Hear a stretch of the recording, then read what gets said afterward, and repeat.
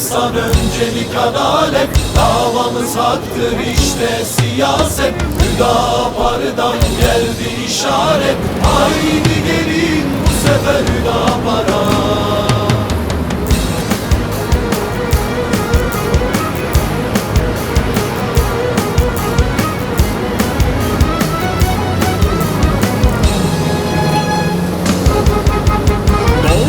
Hak'tan geldi insana, Hüdapar ne diyor? Dönüp baksana, Türk, Kürt, Arap, Laz, bütün lisana kucak açtı işte Hüdapar. Gözleri açıktır Hak'tan yana, ilkeleriyle çıktı meydana. Gelin diyor bu sefer yola çıkanlara, yürüyelim hep beraber yan yana.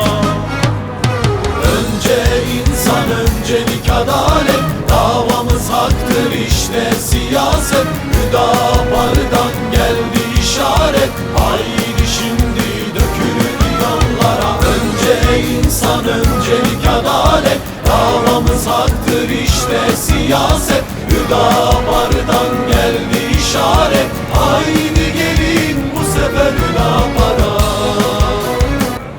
Bismillahirrahmanirrahim. Biz başkentimizi seviyoruz. Başkentimizin insanını, taşını, toprağını hepsini seviyoruz ve bu şehre hizmet etmek istiyoruz. Bu minvalde Ankara'mızın 25 ilçesinin tamamında adaylarımızı çıkarttık. Tüm adaylarımız sahada çalışmalarını yürütmektedir. Hüdapar olarak Ankara'ya hizmet etmek istiyoruz. Bunun için halkımızın oyuna talibiz. Ankara'ya hizmet, dürüst belediyecilik, yolsuzluğun olmadığı, hırsızlığın olmadığı belediyecilik bizimle olur. Bu sefer Hüdapar.